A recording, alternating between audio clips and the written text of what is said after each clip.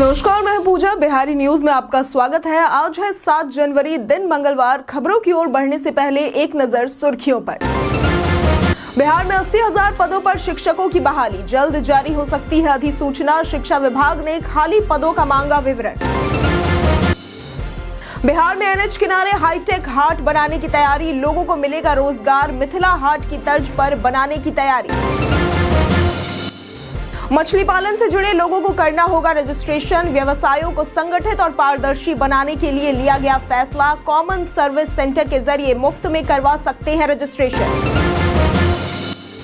बिहार के ग्राहकों को बीएसएनएल ने दी खुशखबरी, मुफ्त टीवी सेवा का मिलेगा लाभ। पहले चरण में जानिए किन जिलों को मिलेगा लाभ। कामकाजी महिलाओं को मिलेगा सखी निवास योजना का लाभ। 12 साल के लड़के और 18 साल की लड़कियों को भी रखने की होगी अनुमति। वंचित वर्ग और विकलांग महिलाओं को मिलेगी प्राथमिकता। क्या आपके बैंक लॉकर की खो गई है चाबी? चाबी खोने पर क्या होगी आगे की प्रक्रिया? बैंक से करना होगा संपर्क। आईसीसी 2 स्तरीय टेस्ट व्यवस्था पर कर रहा विचार। बॉर्डर गावस्कर ट्रॉफी को दर्शकों से भरपूर मिला था समर्थन। 2027 के बाद लागू हो सकती है ये व्यवस्था। चलिए बढ़ते हैं अब तक की 25 बड़ी खबरों की ओर विस्तार। सशस्त्र सेना चिकित्सा सेवा महाविद्यालय ने ग्रुप सी के कई पदों पर भर्ती निकाली है। ये भर्ती कुल 113 पदों के लिए है। आवेदन प्रक्रिया आज से शुरू है और इसकी अंतिम तारीख 6 फरवरी है। इच्छुक उम्मीदवार इसकी आधिकारिक वेबसाइट dgafms24.online-application-form.org पर जाकर आवेदन कर सकते हैं। अलग अलग पदों के लिए अलग अलग योग्यता निर्धारित की गई है। आवेदन करने वाले उम्मीदवारों को जरूरी है कि उन्होंने 10वीं 12वीं ग्रेजुएशन या फिर फोटोग्राफर के लिए संबंधित क्षेत्र में डिप्लोमा किया हो।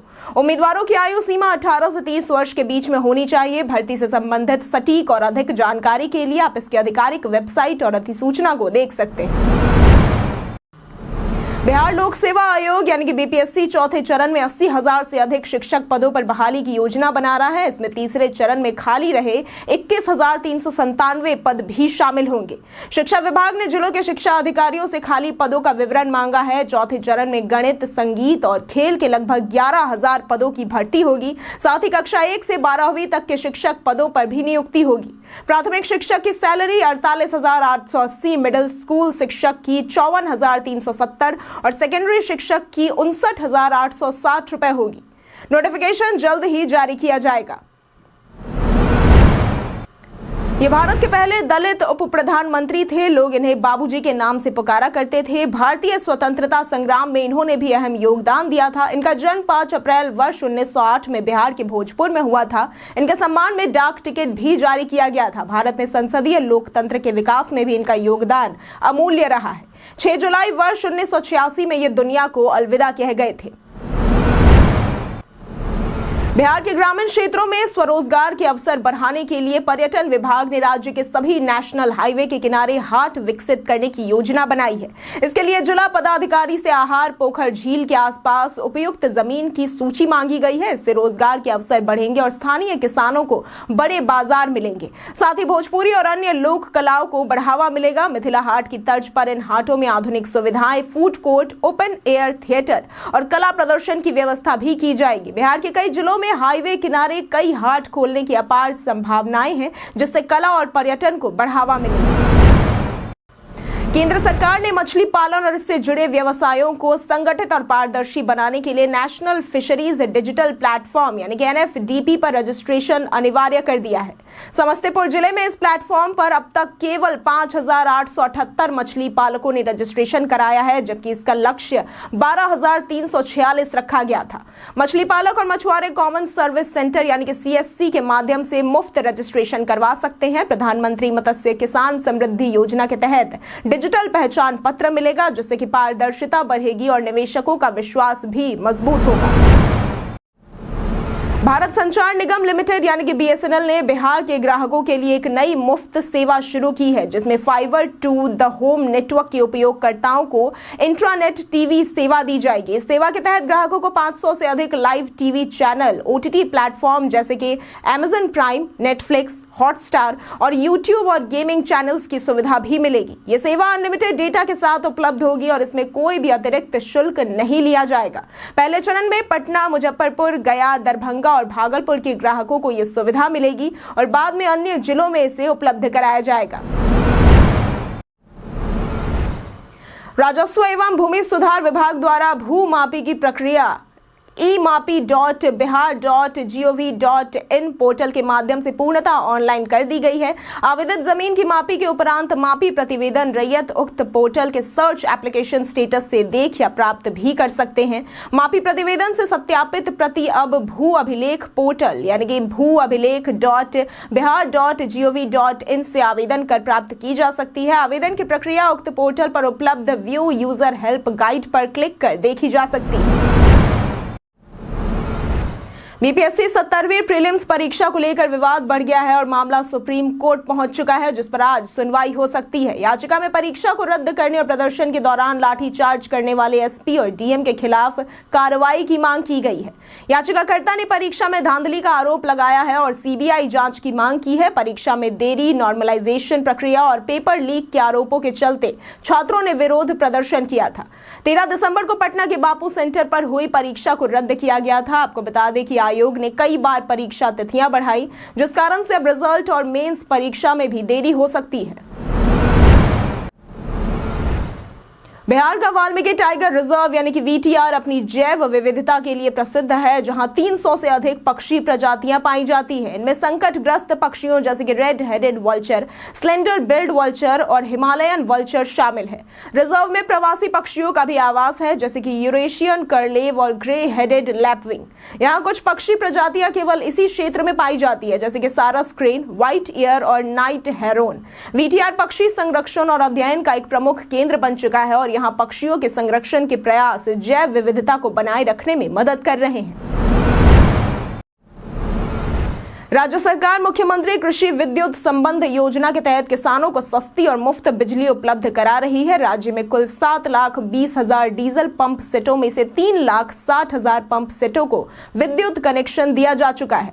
ऊर्जा विभाग का लक्ष्य 4,80,000 पंप सेटों को कनेक्ट करना है, जिसमें 2024-25 में 1,50,000 पंप सेटों में से 1 लाख को कनेक्शन भी मिल चुका है। शेष बचे हुए 50,000 पंप सेटों को मार्च 2025 तक कनेक्ट किया जाएगा। प्रति यूनिट बिजली दर 6.74 रुपए में से 6.19 रुपए की सब्सिडी मिलती है, जिससे कि किसानों को केवल 55 पैसे प्रति यूनिट ही देना होता है। सखी निवास योजना कामकाजी महिलाओं को सुरक्षित और सुविधाजनक आवास प्रदान करेगी, जिसमें वे अपने बच्चों के साथ रह सकती हैं। योजना में 12 साल तक के लड़के और 18 साल तक की लड़कियों को रखने की अनुमति होगी। ये सुविधा 3 साल तक उपलब्ध होगी। बाद में जिला अधिकारी की अनुमति से 2 साल और बढ़ाई जा सकती है। इसका लाभ सभी प्रकार की कामकाजी महिलाओं जैसे कि विवाहित, अविवाहित और तलाकशुदा को भी मिलेगा। विशेष प्राथमिकता वंचित वर्ग और विकलांग महिलाओं को दी जाएगी। हर सखी निवास में क्रेच और पालना घर होगा। निगरानी के लिए 8 सदस्यीय समिति बनाई जाएगी, जो कि नियमित रूप से रिपोर्ट तैयार करेगी। बिहार में ठंड के प्रकोप के कारण अस्पतालों में मरीजों की संख्या बढ़ गई है, खासकर पीएचसी से लेकर मेडिकल कॉलेज अस्पतालों तक। स्वास्थ्य विभाग ने डॉक्टरों को मुस्तैदी से ड्यूटी पर तैनात करने और सभी जिलों के सिविल सर्जनों को दवाओं और सुविधाओं की उपलब्धता सुनिश्चित करने का निर्देश दिया है। अस्पतालों में दवाओं की नियमित निगरानी की जा रही है और ग्रामीण क्षेत्रों में ठंड व मौसमी बीमारियों से राहत के लिए इंतजाम किए गए हैं। हाल ही में उल्टी, पेट दर्द, सर्दी, बुखार और खांसी के मरीज बढ़ गए हैं। खासतौर से बुजुर्गों और बच्चों में इसकी सबसे ज्यादा परेशानी देखी गई है। डॉक्टरों ने बच्चों को गर्म कपड़े पहनाने और सरसों के तेल से मालिश करने की सलाह दी। प्रधानमंत्री किसान सम्मान निधि योजना भारत सरकार द्वारा 2019 में शुरू की गई थी, जिसके तहत गरीब किसानों को हर साल 6,000 रुपए की आर्थिक सहायता दी जाती है। यह राशि 3 किस्तों में ट्रांसफर की जाती है। हाल ही में 18वीं किस्त जारी की गई थी और अब किसानों को 19वीं किस्त का इंतजार है, जो फरवरी में जारी होने की संभावना है। किसानों को अगली किस्त का लाभ पाने के लिए अपनी KYC और भूलेख सत्यापन कराना आवश्यक है। इसके अलावा जो किसानों ने डीबीटी या गलत जानकारी दी थी, उन्हें भी किस्त का लाभ नहीं मिलेगा। अगर आपके बैंक लॉकर की चाबी खो गई है तो सबसे पहले बैंक को सूचित करना आवश्यक होगा। इसके लिए ग्राहक को लिखित सूचना देनी होती है, जिसमें लॉकर नंबर, शाखा का नाम और अन्य जरूरी जानकारी शामिल होती है। इसके बाद पुलिस स्टेशन में चाबी खोने की रिपोर्ट दर्ज करनी होती है और उसकी कॉपी बैंक को देनी होती है। बैंक विशेषज्ञों से संपर्क कर लॉकर खोलता है और नई चाबी बनवाता है। इस प्रक्रिया में होने वाला खर्च ग्राहक को उठाना पड़ता है, क्योंकि बैंक इस खर्च के लिए जिम्मेदार नहीं होता। ठंड बढ़ने के साथ ही बिहार शीतलहर की चपेट में आ चुका है। कई जिलों का तापमान 10 डिग्री से नीचे दर्ज किया गया है। प्रदेश में आज का मौसम शुष्क रहने की संभावना जताई गई है। आज भी भागलपुर, बांका, जमुई, मुंगेर और खगड़िया समेत कई जिलों में घने कोहरे को लेकर येलो अलर्ट जारी किया गया है। प्रदेश में आज का अधिकतम तापमान 18 से 20 डिग्री और न्यूनतम तापमान कुछ जगहों पर 8 से 10 डिग्री और कुछ जगहों पर 10 से 12 डिग्री रहने की संभावना जताई गई है। बिहार के चर्चित आईएएस अधिकारी संजीव हंस को निलंबित कर दिया गया है। केंद्रीय कार्मिक विभाग ने इसे लेकर अनुमति दे दी है। करीब 6 महीने पहले उन्हें नीतीश कुमार की सरकार ने पद से मुक्त कर दिया था। संजीव हंस पर प्रवर्तन निदेशालय यानी कि ईडी ने आय से अधिक संपत्ति और भ्रष्टाचार के आरोप लगाए हैं। पिछले महीने ईडी ने 2000 पेज की सप्लीमेंट्री चार्जशीट दायर की थी, जिसमें कई आरोपी शामिल हैं और 2018 से 2023 तक उनके भ्रष्ट आचरण का खुलासा भी किया गया है। संजीव हंस और राजद के पूर्व विधायक गुलाब यादव को 18 अक्टूबर को गिरफ्तार किया गया था और वे अब जेल में हैं। सरकार ने उन्हें पद से हटा दिया था और अब निलंबन की कार्रवाई की गई है। सोमवार को आचार्य किशोर कुणाल के निधन के बाद महावीर मंदिर न्यास की पहली बैठक का आयोजन किया गया। इस बैठक में उनके आकस्मिक निधन पर शोक प्रस्ताव पारित किया गया। आचार्य कुणाल का निधन 29 दिसंबर 2024 को हृदय गति रुकने से हुआ था। शोक प्रस्ताव में उनके नेतृत्व की सराहना की गई, जिनकी दूरदर्शिता से महावीर मंदिर का पुनर्निर्माण, 9 अस्पतालों का संचालन और अयोध्या में राम रसोई जैसी पहले संभव हो पाई। इसके अलावा उन्होंने विराट रामायण मंदिर का निर्माण भी किया। बैठक में सुप्रीम कोर्ट के पूर्व न्यायाधीश जस्टिस BN अग्रवाल समेत कई प्रतिष्ठित व्यक्ति उपस्थित थे। बिहार के मुख्यमंत्री नीतीश कुमार सोमवार को पटना साहिब तख्त श्री हरमंदिर पहुंचे, जहां सिख धर्म के 10वें गुरु श्री गुरु गोविंद सिंह जी महाराज का 358वां प्रकाश पर्व धूमधाम से मनाया जा रहा था। उन्होंने गुरुद्वारा में जाकर मत्था टेका और गुरु महाराज के अस्त्र शस्त्र के दर्शन किए। मुख्यमंत्री ने सभी को गुरु प्रकाश पर्व की बधाई दी और कहा कि पटना साहिब की नगरी धन्य है, जहां गुरु महाराज का जन्म हुआ। उन्होंने गुरु गोविंद सिंह जी के त्याग और बलिदान को याद करते हुए उनका आभार व्यक्त किया। इसके बाद मुख्यमंत्री बाल लीला गुरुद्वारा गए, जहां संत भूरी बाबा ने उन्हें अंग वस्त्र और शस्त्र देकर आशीर्वाद दिया। सुप्रीम कोर्ट ने आरजेडी के पूर्व विधान पार्षद सुनील कुमार सिंह की सदस्यता रद्द करने के खिलाफ दायर याचिका पर सुनवाई की है। सुनील सिंह की ओर से पेश हुए अधिवक्ता अभिषेक मनु सिंघवी ने कोर्ट में कहा कि हमने सदस्यता रद्द करने पर रोक लगाने के लिए याचिका दायर कर रखी है, लेकिन इसी बीच खाली सीट पर चुनाव की प्रक्रिया शुरू कर दी गई है। अभिषेक मनु सिंघवी की दलीलों पर जस्टिस सूर्यकांत ने कहा कि चुनाव को टाला जाना चाहिए, वरना यह याचिका ही बेईमानी हो जाएगी।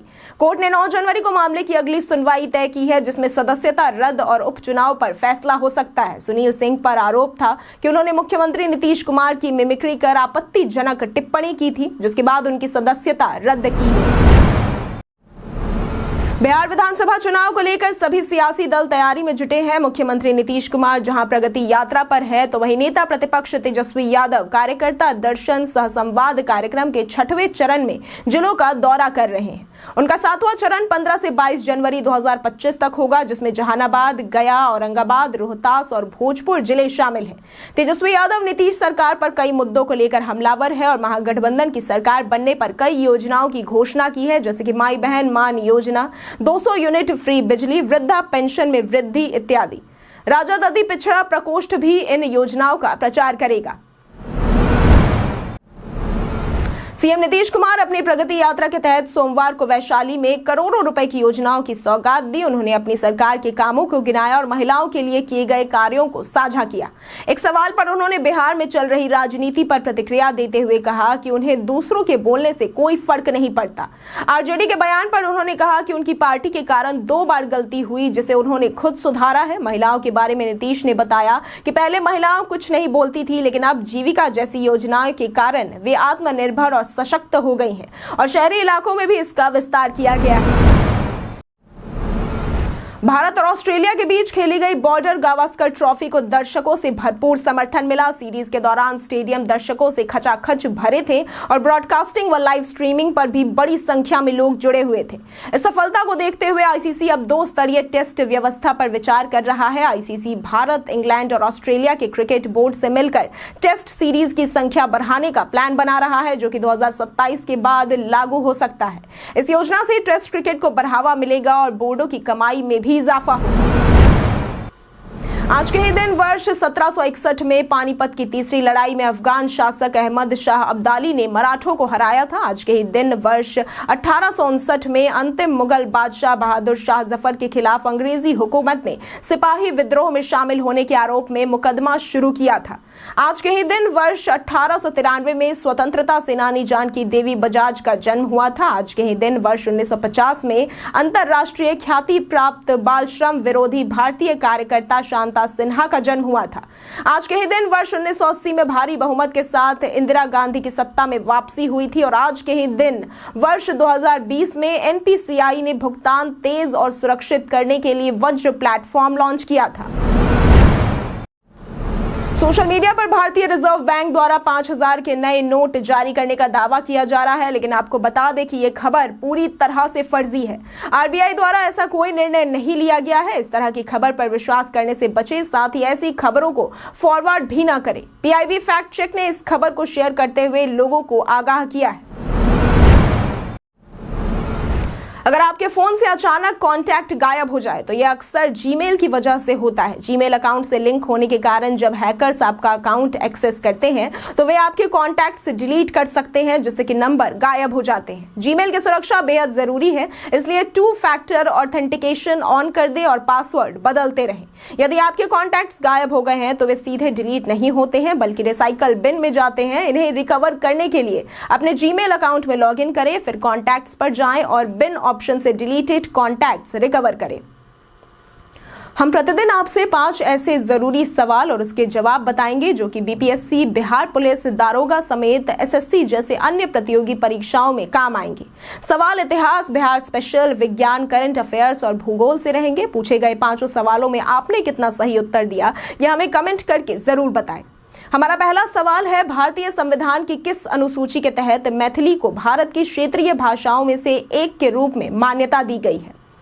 ए 12वीं, बी 10वीं, सी 5वीं और डी 8वीं। इसका सही उत्तर है डी 8वीं।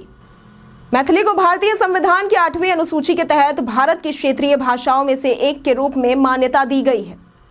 हमारा दूसरा सवाल है, देश में जमींदारी प्रथा को समाप्त करने वाले पहले मुख्यमंत्री कौन थे? ए श्री कृष्ण सिंह, बी जगन्नाथ मिश्रा, सी कर्पूरी ठाकुर और डी नीतीश कुमार। इसका सही उत्तर है श्री कृष्ण सिंह। हमारा तीसरा सवाल है, श्री कृष्ण विज्ञान केंद्र का उद्घाटन किस वर्ष में किया गया?